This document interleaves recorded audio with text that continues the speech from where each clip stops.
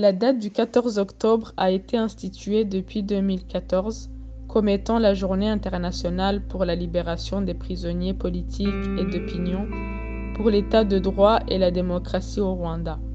Ceci à l'initiative de différentes organisations de la société civile de la diaspora rwandaise.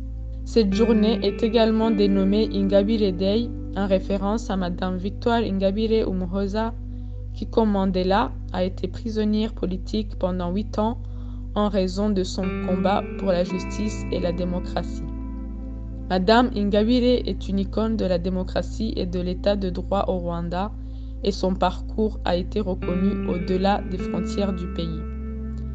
En 2012, durant son incarcération, elle a été nominée au prix Sakharov du Parlement européen pour la liberté de l'esprit, prix décerné aux personnes ou organisations qui ont consacré leur existence à la défense des droits de l'homme et des libertés fondamentales.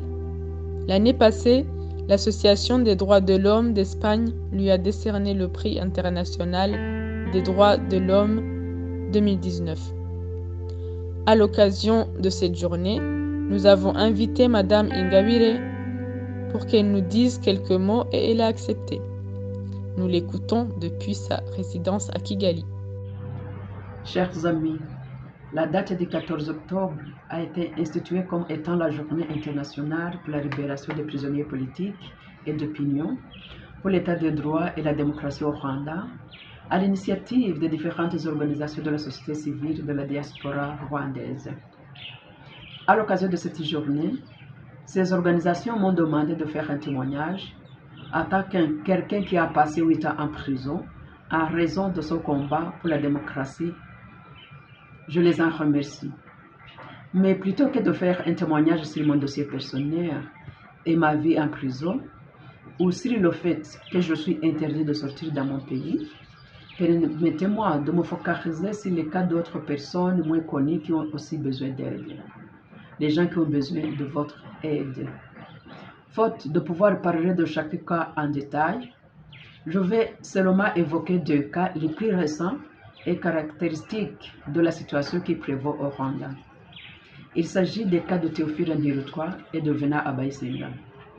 C'est des membres de notre parti politique d'Alpha Umurinzi, parti de l'opposition mais non agréé par le gouvernement rwandais, ont été arbitrairement accusés de terrorisme. Après avoir été innocentés par les tribunaux rwandais, ils ont été libérés après 2 ans en prison. Ils n'ont pas obtenu de réparation.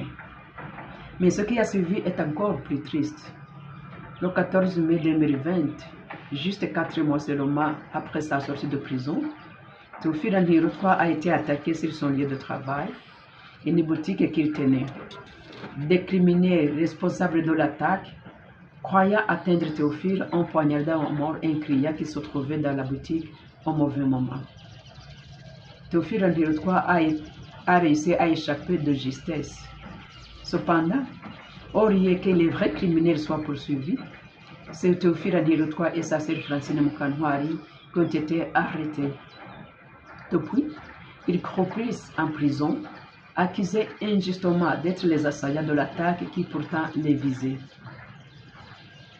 Venant Abayisenga est lui porté disparu depuis 6 juin 2020. Je rappelle qu'il était sorti de prison seulement 5 mois auparavant. Le jour de sa disparition, il sortait pour acheter des crédits pour téléphone portable dans le quartier. Il n'est jamais revenu. Un cas de disparition forcée de plus. L'année passée 2019, le tableau était tout aussi macabre avec 3 disparitions forcées et des assassinats sauvages de mes camarades de lutte. Il n'y a pas que les membres de notre parti qui sont emprisonnés ou assassinés. À ce titre, je rappelle par exemple qu'en 2012, nous étions 3 Rwandais à être nominés au prix Sakharov pour la liberté de l'esprit par le Parlement européen.